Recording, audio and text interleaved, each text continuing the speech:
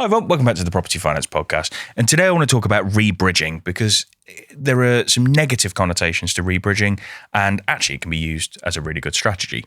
So there are a couple of instances where you would rebridge. So there are certain circumstances where you might have taken a bridge to do a refurb and you've run out of time, and the only option to avoid kind of defaults and extension fees and everything else is to actually rebridge that loan and take another 6 to 12 months, whatever it may be that you need.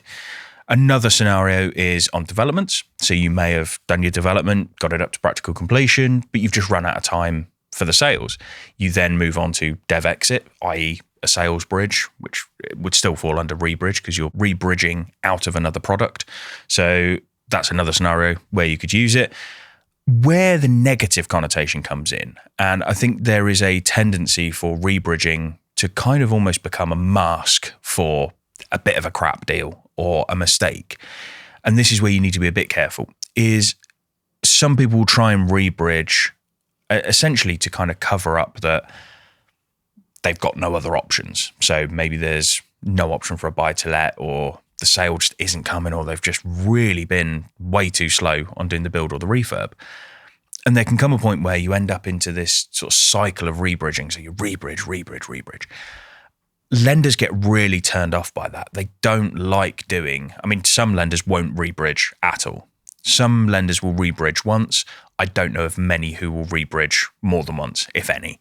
So at the point where you're rebridging something, you've got to have a really, really clear exit. Because if you're moving into a sales bridge, or for example, we were talking about earlier doing a refurb, if you're moving into another bridge, you've got to have an exit lined up, because if you get to the end of a second bridge, you really are getting into difficulty with default interest rates and extensions and things like that. Because the other problem as well is that if you move into a second bridge, it's very unlikely that the lender's going to offer any extensions. So you are going to be moving into default territory and default interest rates, which is never a good thing, never an ideal situation to be in. So I've done a whole podcast around dev exit before, so I kind of won't drone on too much about that, but go back and have a listen to that one. But essentially the premise of that is to give you the time to sell those properties.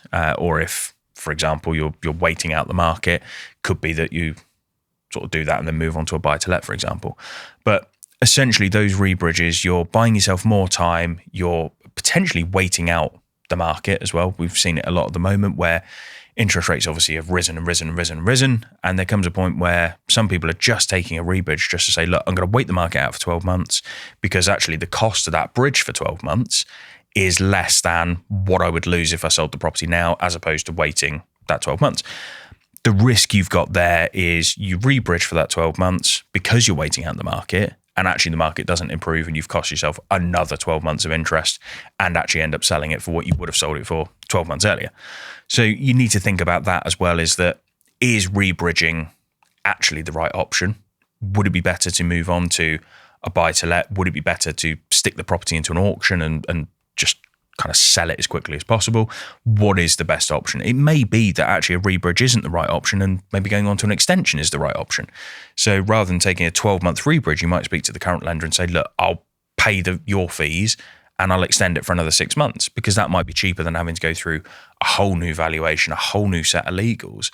So it's about weighing up all these options, but having rebridging there as an option, I think as we've said before, bridging is kind of an absolute necessity in your toolbox, but rebridging, again, is another extension of that, another necessity to the toolbox, because you need to know that if something does go wrong, if things are delayed or dragging or whatever, that you can rebridge and buy yourself another 6 months, 12 months, however long you need. So in terms of this episode, it was more kind of a short one just to give you a bit of an idea of the products that are out there, and that rebridging is an option, but also to kind of put you onto the negative side of rebridging, which is thinking about, do you actually need to do it? Do I need to rebridge, or can I refinance onto a buy-to-let? Can I do an extension, or can I sell it? And it's thinking about those options as well, because there can be a tendency to just jump in and rebridge in a state of panic and just go, I'm just rebridging, I'm just going to do it as quickly as possible. I don't want to think about anything else. But actually there are some other options there that could be cheaper and more suited to what you're looking to do. So yeah, go back, have a listen to the Dev Exit podcast that we did. I think there's a couple of them now. So have a look at those, have a listen through those, and sort of get an idea of what you can do when it's coming out the back end of a development.